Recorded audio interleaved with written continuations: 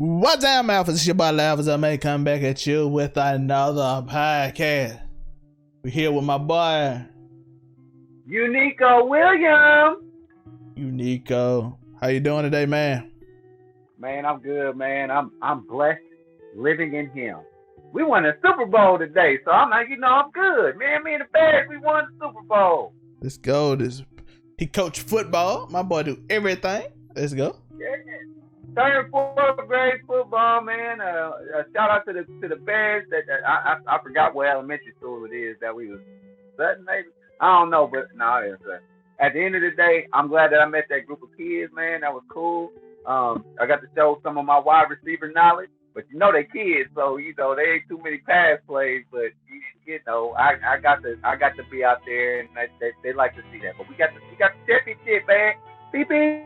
Beep, beep, beep, beep, beep, beep, beep. We got a championship. Beep, beep, beep. So we good today. Oh, let's go. Well, we your favorite after church ratchet podcast. So hit that like button, hit that subscribe button if you are on YouTube, if you are on social media, hit that follow button. We're going to get into it because we know you want to talk about it. The first 15 seconds, I know you want to hear about it. Ice Cube, Joe, Unico. Call him a sellout. Do what the people on the left want you to do, as they say. I don't get left, right. I hate that terminology because I feel like everybody's shield once you start saying left or right. But yeah, what's your thoughts on? Man, listen, give that man a chance. Give him a chance. That's where I'm at with the whole thing. Just give him a chance. I feel like he ain't built up this image of being Ice Cube. Just to be like, I did all this to make money. From the reports that I read, he was trying to talk to the Democrats. He was trying to talk to the Republicans. Now, this is the most foggy political atmosphere that I've seen in so long. Like, either you was this or you was that. But people trying to stay in office, like I don't believe Trump is truly racist. I just think that he's doing what's best for him to continue to be the president and or just become the president in the first place. He said it a long time ago that he will run Republican because they're so stupid. The people that support being Republicans are stupid. And he said that in an interview out loud. And here he is in 2016, 2015. Any cursory search. What's that with Oprah? Someone? When he said that, was it with Oprah? Man, Howard Stern? In the 90s, like on a late night talk show or something like that. But it's on camera. You can look it up right now if you got a liquor stand. Yeah. By the way, we don't think you're stupid. We love you. Hit that like button. Hit that subscribe button. Yeah, shout out to Republicans. I didn't say that. That's what he said. We're quoting. I'm not selling out. We're quoting. We can quote here. All I'm saying is that nobody is really showing who they are right now. Nobody's really playing who they truly are right now. Nobody's playing that role. Everybody is playing a different role. It's like, man, America is one big Dungeons and Dragons campaign, and you just gotta. What's that game them kids playing with that old imposter stuff? What's it called? Among Us? Among Us? Yeah, that's all it is. That's all it is. You don't know who's what. You don't know who's what, but let's vote on it. Some Among Us, they kill you. You know what I'm saying? Oh, yeah, I'm saying they kill you, so you better be careful. What do you think about it? I gotta say, I'm just saying, I'm in a place where I want to give Cube a chance. Maybe he is doing something right to help us out. What you think? My first thought is black people are not monolithic. Quit trying to put people in groups that hurt the black community. Always have. Always hurt the black community. When you say you're not black because the way you speak, that makes people resent you.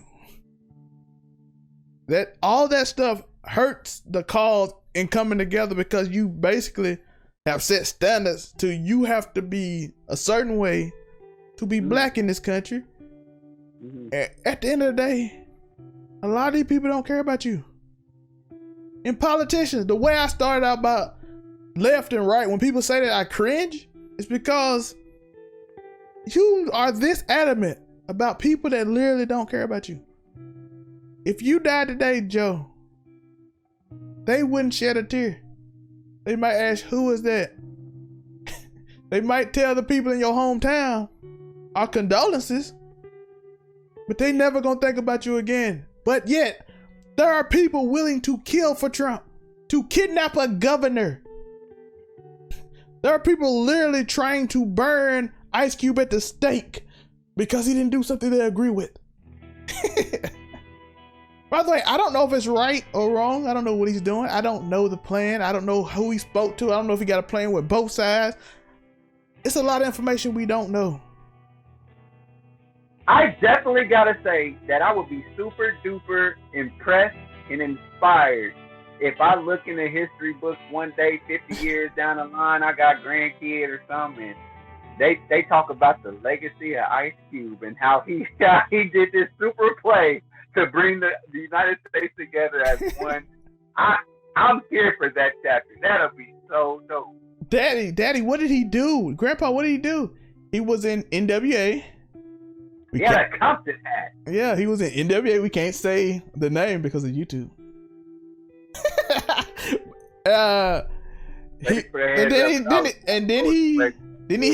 Then he wrote one of the best diss tracks I ever heard in my life, called No Vaseline.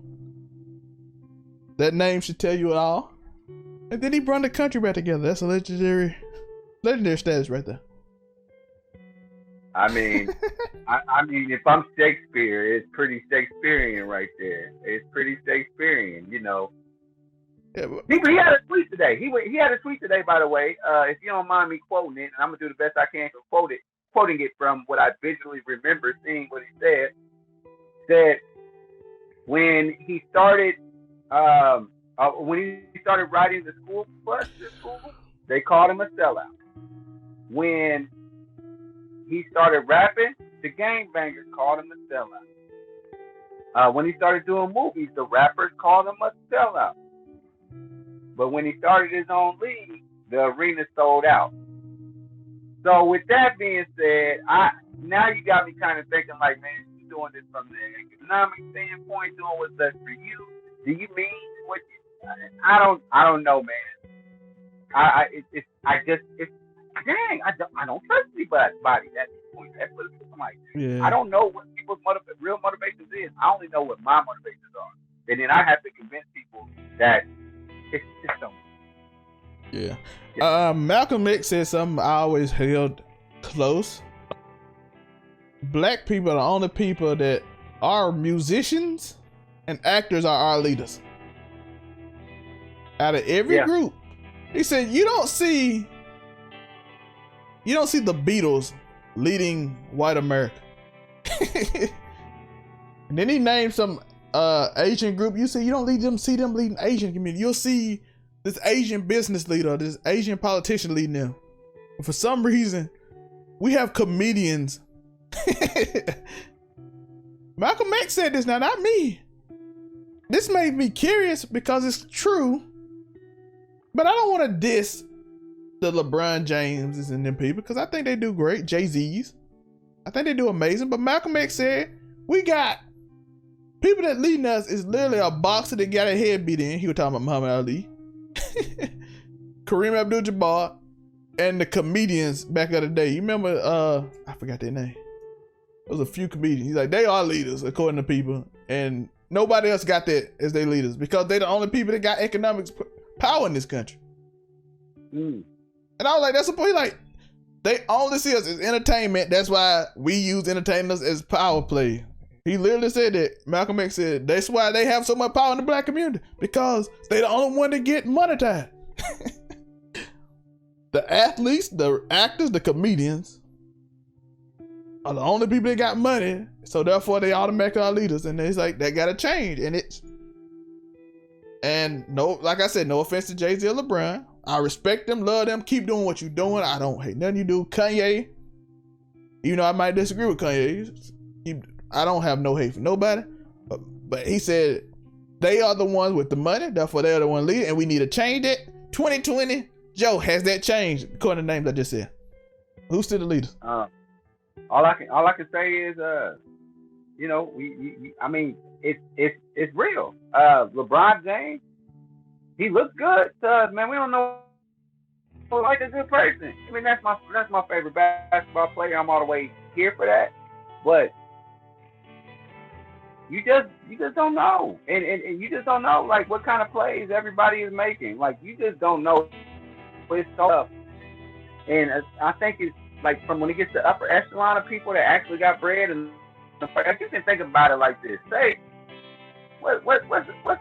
say you work at Walmart. Say you work at Walmart, and you just a cashier. You come in as a cashier.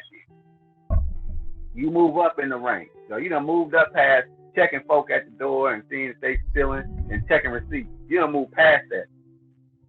Now you running the whole jewelry department. Now they move you to jewelry. Now you move up and now that's your department. You running that. Then they say you got the whole east side of the store. Then you become management. Then once you become management, you get to see how folks is really thinking. And I've even dealt with that in a sense in my Joe Jones job, where once you make it up there, you see how people really thinking about people.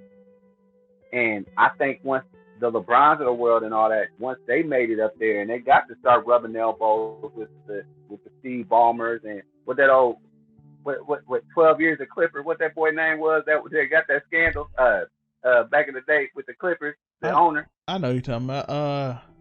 You rub elbows with them. Yeah, Elgin Baylor. And you had him in I'm talking about Elgin Baylor. I know you talking about Elgin Baylor was the GM for him, and I can't think of his name right now. What I'm saying is this: is that once you get to a high enough point, like you start seeing how the higher up that actually runs, the majority of the people, how they actually think about stuff. And so I think that you got the LeBron James of the world, you got the P Diddy's out. He came up today, so you got all these type of people that when it comes down to it, now what kind of person are you? Are you all about? Are you Diddy? Are you really just that super hustler that just wanted to come from the bottom next year? You know what I'm saying? Yeah, Donald Sterling was his name. Donald Sterling. Yeah. He hired Elgin Baylor GM. That he liked Magic, but he liked Magic basketball player. Told his wife don't hang around him. All this stuff. Mm-hmm. Yeah. But, so I'm just saying, once you get to that point where you start rubbing elbows with the people that's really running things, it gets real cloudy. Like, are you about this or are you about you? What you really trying to do? So, and now I'm questioning LeBron James. I'm gonna sleep on that. Yeah, but we got a toxic trait too. That anytime somebody's successful, they can't really be successful. Like it's a lot in the black community we do need to work on. Like mindset wise. Like every time a black person make it, we swear they're in the Illuminati because they can't make it. It's not possible for them to be this successful. Name someone, Unico, you know that wasn't in the Illuminati that made it. Rihanna, Beyonce, Jay-Z, P. Diddy. They all together. Name one. Every one of them I ever heard that make it. Oprah, they all in the Illuminati together. I'm like, what are white people at? Bill Gates the only one leading them. I'm like, why Bill Gates leading them? Because only so many black people get in. Yeah, so I'm like, that's a toxic mindset. We always try to bring people down. You sit in your own neighborhood when you start doing well. I done seen some, you know how many athletes I done seen get dissed by their best friend? Just because they left. And they start rumors on them. I'm talking about family members just start rumors on them. Talking about he owed me something. I'm like, dog, he really don't owe you nothing. This is his life. Kanye cousin took his laptop. Yeah. So, and said, I'll give it back to you. Yeah, if you pay me money, then.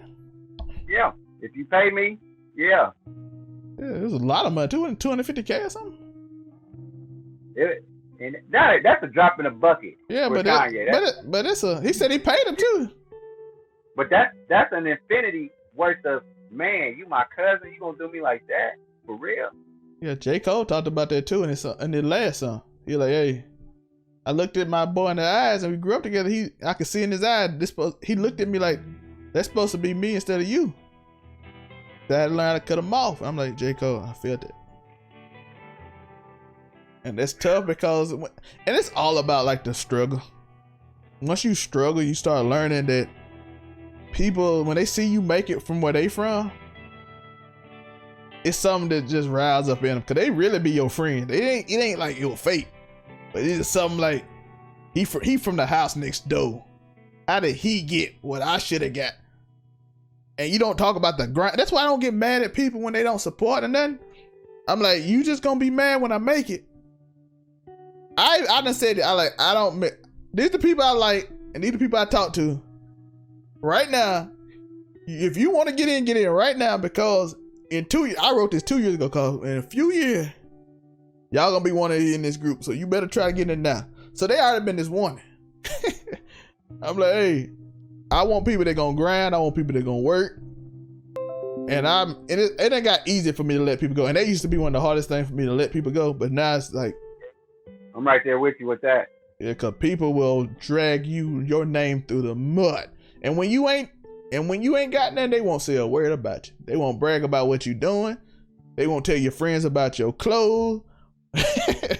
But when you doing good, they like to drag it down. As soon as everybody like it. So basically what we saying is, we don't know what Ice Cube intentions is, but as soon as somebody do something we don't like, we just tear it down.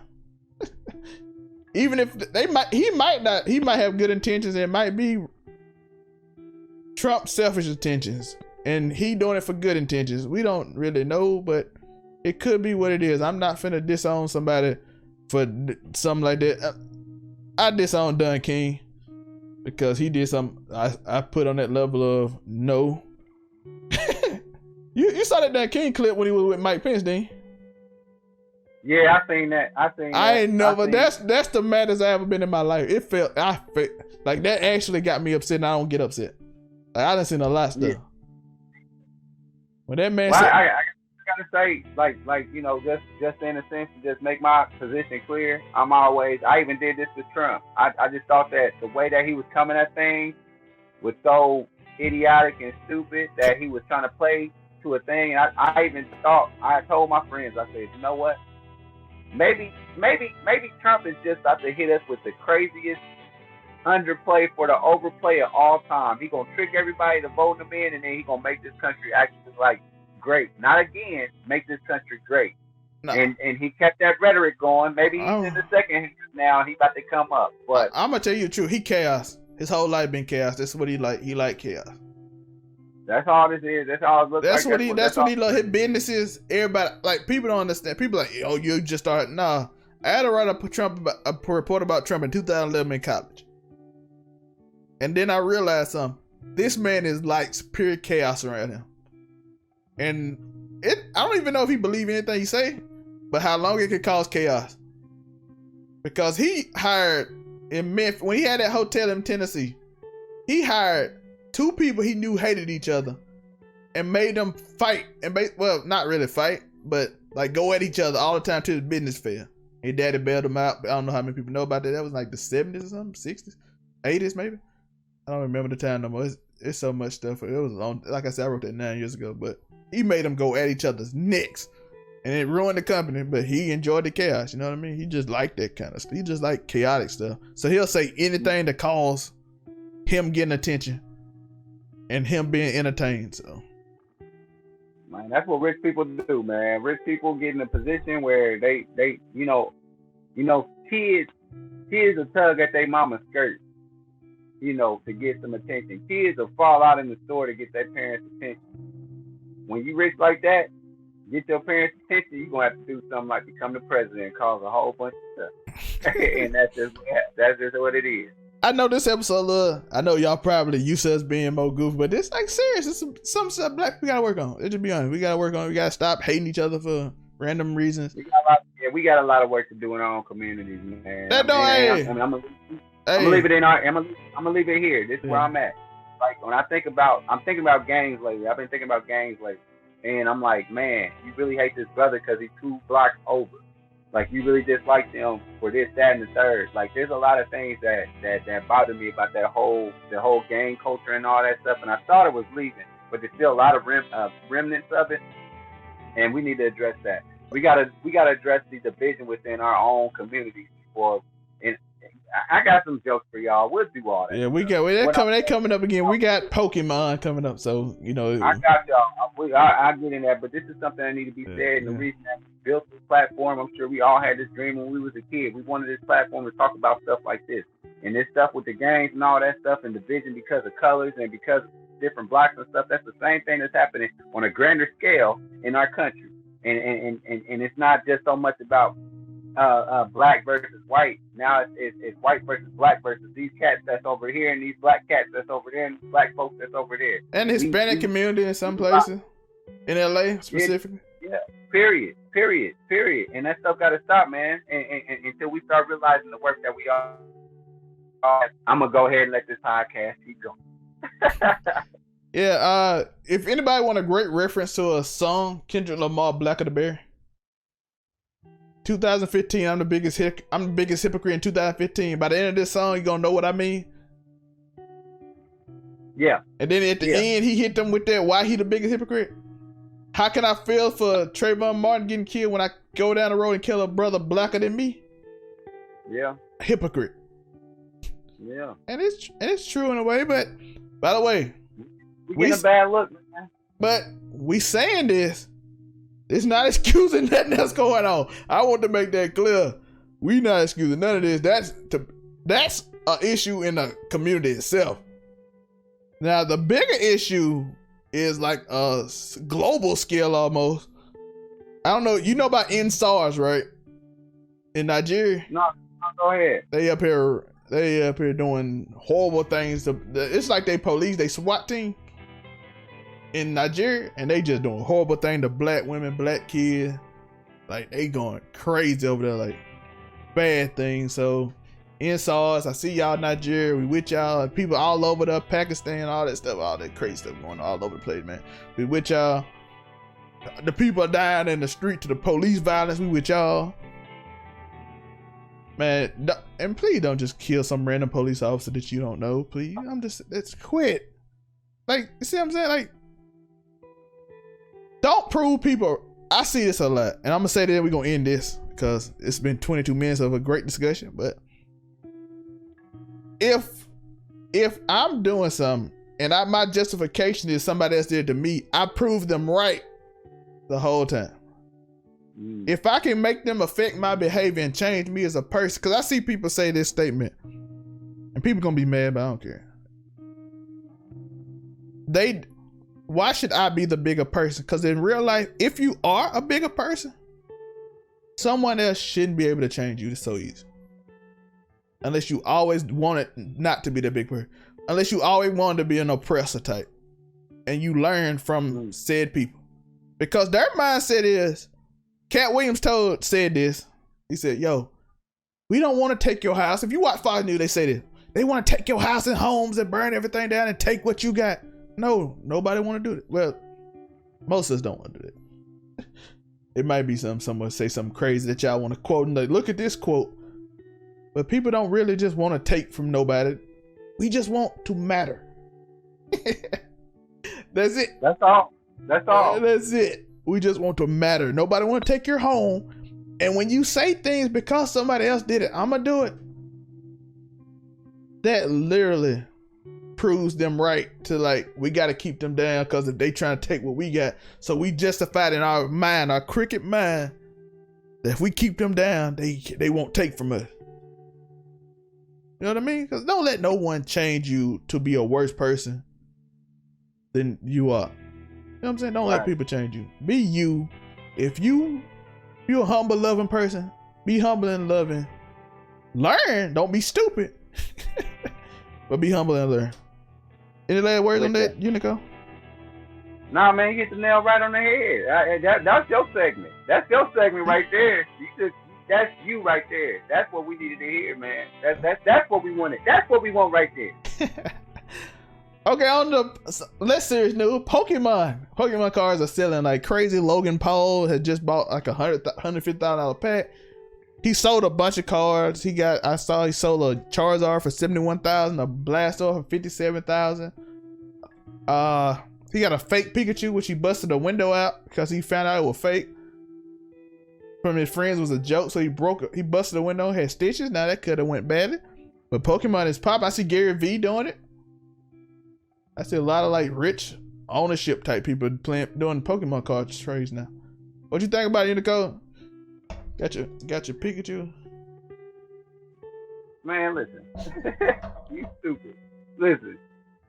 We threw hands about Pokemon cards. And I'm gonna tell you like this. We didn't much know how to play the game.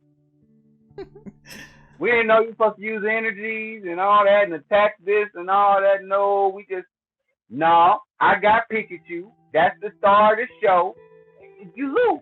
That's it. That's how we used to play back in the day. You know, that came out when I was in elementary school. So, with that being said, the cards going for how much they going for, they used to go for a whole lot less. A whole lot less. So y'all spending all that money on them. What you gonna do with them? Because I don't see them playing it competitively no more. You must be big on nostalgia if you pay that much for them kind of cards, because they ain't gonna serve you no purpose unless I can make $71,000 using that card for something. I ain't got no business paying that much money for nothing. Well, I got a question. Do you got in them Yu-Gi-Oh card you used to fight with? You got them? You got in there in the pack? You got in the holographic Charizard? Better sell. I got on eBay. I got some Yu-Gi-Ohs on deck. I got some Yu-Gi-Oh cards on deck. I got a whole book full. Hey, you know that original Blue Eye, the holograph you got in the starter pack? You know they ain't made them in like 14 years, and now you can like sell that on eBay for $179. I ain't know that. Yeah, the Dark Magician too. Look, let me tell you like this. And the only time I'm gonna let them go, them cards gotta give me generational wealth. I don't just need $1 million right now, because $1 million in the grand scheme of things ain't that much. That can be gone, and then I just won't have my card no more after it's gone. So with that being said, I need that generational wealth that's gonna take care of my kids and all that. With and my significant other, all that. I need all that. If you pay me $1 million for a holographic Dark Magician, you can have that.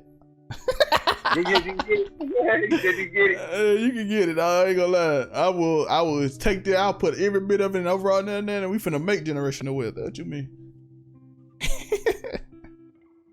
That's how my mindset on everything is, though.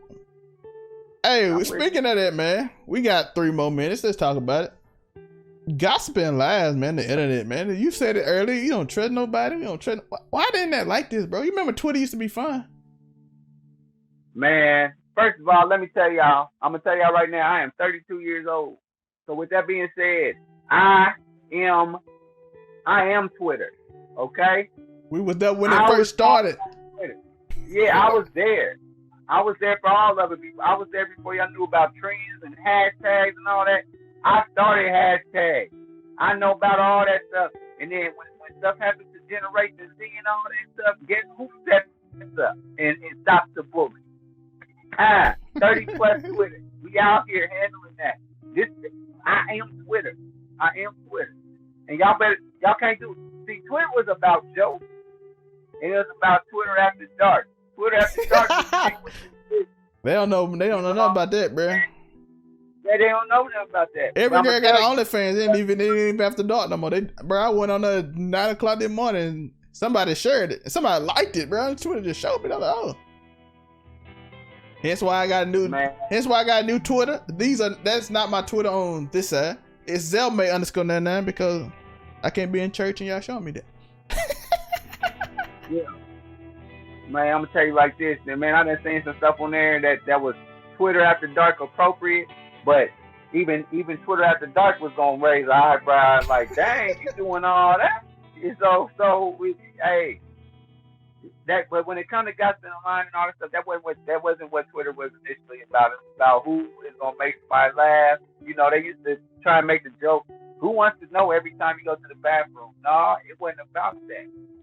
It's commentary on what's going on right now in your personal life. Like, man, this girl at my job is really getting on my nerves. Whereas on Facebook, you post a status, that's the thing that's supposed to last all day. And people put comment on it and all that. That's the story, and you stick to it. But on Twitter, you just let them thoughts flow. By the way, Unico is telling y'all the truth. It was a different time. So when y'all go and search for somebody joke that wasn't inappropriate then, because it wasn't like, I I seen somebody try to cancel somebody over a joke that wasn't even like offensive, but to them now it's offensive. Not because it said like, of course you say certain things you can't, you people don't, but they said like a joke about somebody like, why you body shaming? I'm like, bruh, they like married now. Yeah, in 2009, that was a joke. Like, she didn't take it seriously. She with him now. What you mean? Yeah, it's way different. And, you know, I'm happy that there's a difference because, you know, like, you can't just talk crazy about black folks no more. You can't just talk crazy about people in the LGBTQ plus sign community no more. You can't do none of that stuff no more. It's I'm here for that. I'm here for that. I'm glad that people are being held accountable for it. I'm not sure where the future of comedy is heading, but it's definitely down a different road than it used to be, because there used to be some stuff. Because Twitter was that stuff where you ain't supposed to really say that out in public to nobody. You just got that following group, and especially in 2010. It's legit funny, but. And then your social media grow after like a few years, and then all of a sudden you in this new climate, which is a great climate, like you said, but at the same time, it wasn't a climate, especially when you were 18. Y'all be trying to cancel people when they were 13 in 2009, now they 20, you like, yo, you can't. I'm like, bro, a 13-year-old would say anything to get attention. In real life. Well, you gotta think about it. It's a 13-year-old that had 204 followers, and then they grew up to become Tyler Hero. Yeah. So, you know, he had a different squad back then. He was, you know, stuff was different. He was still learning himself. He probably was still snarling at his teacher though every time she probably ended the same way it did in the final. all that. Yeah, it's not. And then she's like, F. You failed that class.